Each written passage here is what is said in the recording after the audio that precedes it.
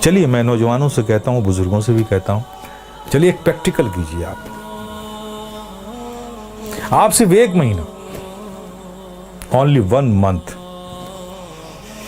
نماز کو قائم رکھیے. کچھ بھی ہو جائے, ٹرین چھوٹتی ہے چھوٹ جائے, گاڑی چھوٹتی ہے چھوٹ جائے, کچھ بھی ہو جائے, لیکن نماز مت چھوڑیے. میں پریکٹیکل بات کہہ رہا ہوں. 1 مہینہ اس پر قائم رہیے, پھر 1 مہینے کے بعد نماز خود ہی آپ کو نہیں چھوڑے گی. آپ کر کے تو دیکھو یار, کر کے تو دیکھو میرے پیارے, پھر دیکھو کیا لطف آتا ہے. آج تمہیں سایہ بھی ڈرا رہا ہے نا, سایہ سے بھی ڈر لگ رہا ہے نا, نماز کو اپنے سینوں سے لگا دو. خدا کی قسم ظلم و تشدد کی کیسی ہوئی آندھیاں بھی چلیں گی نا, اس سے بھی خوف نہیں آئے گا تمہیں. جو بندہ 5 وقت اپنے رب کی بارگاہ میں حاضر رہتا ہو.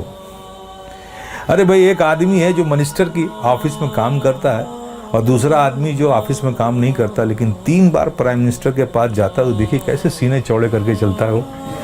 اس کا آنا جانا پی ایم کے ہوا آفس میں ہے. دیکھیے اس سے لوگ ملتے, ارے صاحب یہ پی ایم کے یہاں, اس سے پی ایم سے تعلقات ہیں, پی ایم کے یہاں آ جاتا ہے, ہمارے پریزیڈنٹ سے اس کے تعلق. دیکھیے کتنا بے خوف گھومتا ہے اس ملک میں. اور تم, اللہ نے کتنا فضل فرمایا کہ 5 وقت تمہیں یہ سعادت نصیب کرتا ہے. میرے بندو آؤ میری بارگاہ میں, جب تم کھڑے ہوتے ہو تو میں تمہیں دیکھتا ہوں, تمہاری عبادت, اور ایسی حالت میں کھڑے ہوتے ہو, ایسی حالت میں کھڑے ہوتے ہو. چونکہ میں دیکھوں گا نا, تو میں جسے دیکھوں اس کی حالت بھی تو ویسی ہو. پیارے آقا صلی اللہ علیہ وسلم ارشاد فرماتے ہیں کہ رب نے فرمایا, جب ایک بندہ نماز کے لیے مسجد میں جاتا ہے اور نماز کے لیے وہ کھڑا ہوتا ہے, تو کھڑے ہونے سے پہلے رب فرماتا ہے فرشتوں سے, اے فرشتوں, اس کے اندر جتنے گناہ ہیں نا وہ اس سے جدا کر لو, نکال لو, ان سارے گناہوں کو الگ کر دو اس سے. فرشتے اس کے سارے گناہ نکال لیتے ہیں.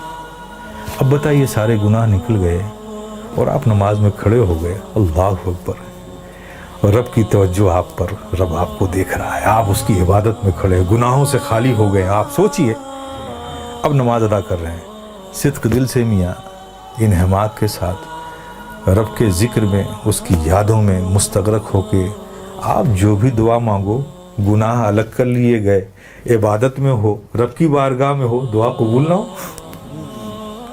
لیکن دیکھیے ہماری مادیت کا اثر دیکھیے کہ وہاں بھی ہمارا ذہن بھٹکتا رہتا ہے. آپ سمجھ رہے ہو نا. پھر اس کے بعد کیا ہوتا ہے, جب وہ بندہ نماز سے فارغ ہوتا ہے, کتنی بڑی نعمت ہے آپ سوچو. نماز سے فارغ ہوتا ہے, فرشتے پوچھتے ہیں, مولا وہ جو نماز سے پڑھنے سے پہلے اس کے گناہ الگ کیے تھے, وہ جو سب رکھے ہوئے ہیں الگ اس سے, یہ نماز سے فارغ ہو گیا, اب اس کا کیا کروں, اب اس کا کیا کروں. تو رب فرماتا ہے, جب تم نے الگ کر لیا ہے تو الگ ہی رہنے دو.